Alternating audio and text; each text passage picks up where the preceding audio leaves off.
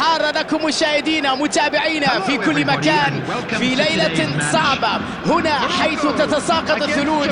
راح تلعب هذه المباراة، ترقب كبير لما سيحدث هنا وكيف سيكون شكل الأداء في الملعب في ظل هذه الظروف المصاحبة وهذه الثلوج التي انفراد أمام حارس المرمى. والفرصة هدف لليابان، يا لها من بداية خيالية بهذا الهدف المبكر. أي أداء نشوفه في الدقائق الأولى، نتمنى أن يستمر الأداء على هذا النسق، نريد أن نستمتع بهذه المباراة. هفوة في وسط الملعب استغلت بشكل سريع هنا والهدف عقوبة مستحقة. الضغط يولد الأخطاء في عالم كرة القدم، إذا ارتكبت الخطأ هنا يعني الخطورة ستكون موجودة بلا شك. العقوبة بعد ذلك كانت بهذه اللقطة وبهذا الهدف.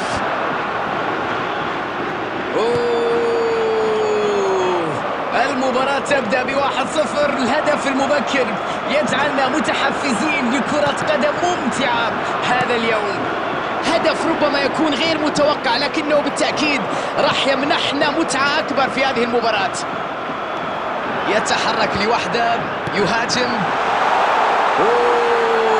قريبة جدا.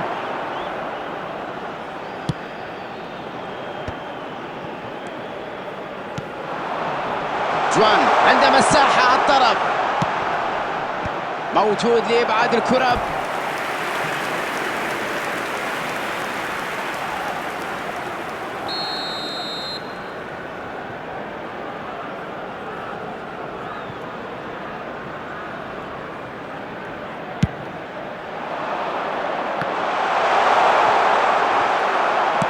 المغرب يتطلع لاستغلال الهجمة المرتدة.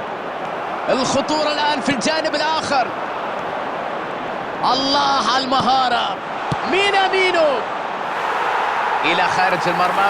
قدرة غير عادية في المرتدات بأقل عدد من التمريرات بفترة زمنية بسيطة.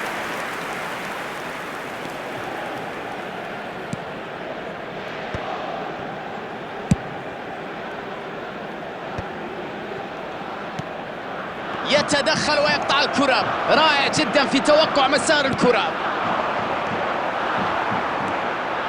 إلياس بن صغير،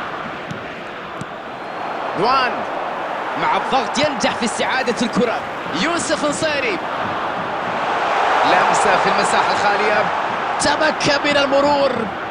قراءة ممتازة للكرة، تميز في قراءة اللعب والتحرك لقطع الكرات. يلعبها في المساحة، رائعة التمريرة. والآن يا لها من فرصة. الله على لعبة جميلة، على كورة مثيرة، على هدف يحرك الجماهير. التفوق واضح، الأهداف تتواصل، الهجوم رائع في مباراة كبيرة. هذه هي النتيجة لمثل هذه الكرات. عرف كيف يخرج الدفاع من هذه المعادلة من خلال هذه التمريرة الجميلة، وأيضا الإنهاء كان رائع من دون شك.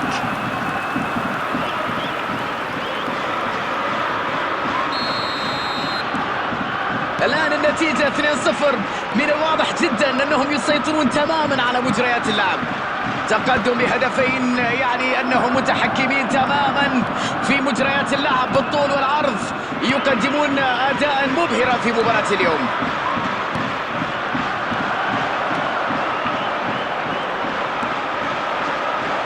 انصري بكل مهارة، حطها في المرمى، حطها ولا أروع. لعبة حريف يا ولد. رغم الرقابة كان ينجح في التسجيل بكل هدوء، لا يمكن إيقافه بسهولة. كيف فعل هنا رغم تواجد الدفاع، لكنه عرف كيف يتعامل معه ويضع الكرة في الشباك بدون مشكلة. تم تذليل الفارق إلى هدف وحيد. لعبة رائعة الآن.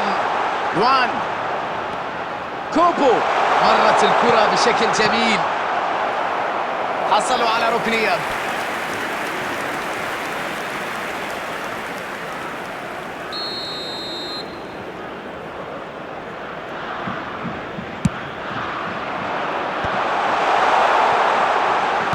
يا سلام على التمريرة.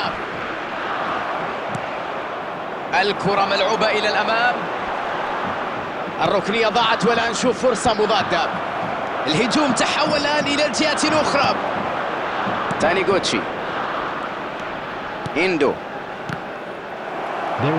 اليابان ينقل الكرة بشكل سريع ورائع. ميتوما عدى وتوغل هنا. يبعد. الحكم ينهي شوط المباراة الأول.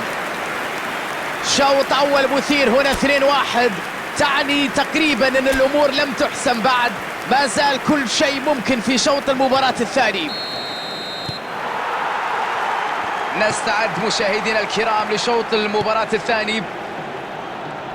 المغرب يجب أن لا يندفع خوفا من الخسارة بكل تأكيد. مطلوب من التقدم، الاندفاع بالهجوم، ولكن أيضا لابد أن يكون هذا الشيء بحساب.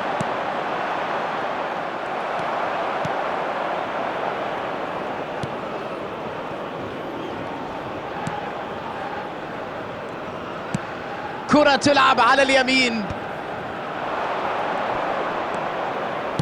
يحاول فك شفرة دفاع الفريق الخصم. ضغط كبير يساعد في استعادة الكرة. مينامينو والبينية تبحث عن المنطلق.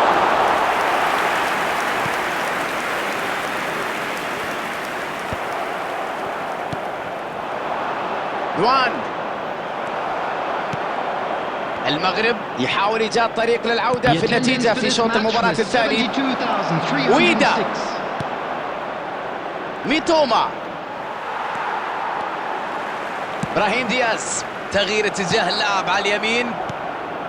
المغرب بالطريقة التي يلعبها الفريق حتى الآن لم يتمكن من العودة في النتيجة. عليه أن يفعل شيء، أن يغير من نهجه، أن يغير من أسلوبه. يلعبها طولية. كرة كانت خطيرة جدا لكنه نجح في مواجهتها بشكل جيد. إندو، إيتاكورا، دوان، كرة أمامية، التدخل رائع هنا. دوان، إيتاكورا، جوان لم يعرف كيف يرسل تمريرة بينية سليمة.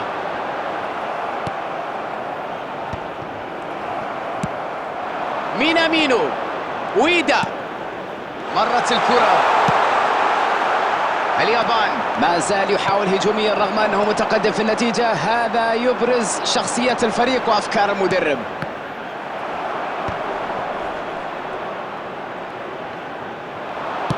يلعبها بينية في وقت مناسب جدا، يقطع الكرة. مباراة مثيرة في لحظاتها الأخيرة، بحث مستمر عن التعادل. يجب عليك أخذ المجازفة، المخاطرة الآن في هذا الموقف، ليس لديك ما تخسره. خطيرة هنا، يا سلام على الفينيشينج، أجمل إنهاء، وضع الكرة بروعة في الشباك. واضح التركيز، واضح العزيمة والضغط على الخصم من أجل تسجيل مثل هذه الأهداف. هجمة مرتدة جاءت سريعة بعد افتكاك الكرة من الوسط. ضغط الفريق يولد الأخطاء ويخلق الفرص والمساحات، وهو ما يلعب عليه هذا الفريق. ويدا، يا سلام، أداء كبير جدا في مباراة اليوم. ينجحون في إضافة هدف آخر. الله على كرة في الشباك، على أداء كبير، عمل كبير في الضغط وقطع الكرات والمواصلة من أجل تسجيل هدف. اليابان افتك الكرة بدون أخطاء. من هنا بدأت الخطورة، نجحوا في استغلال الفرصة والهجوم والمرتد السريع ثم ترجموه إلى هدف. مرة أخرى يسجل، يؤكد لك على الثنائية. الأمور حسمت والآن الحكم يعلن عن نهاية المباراة.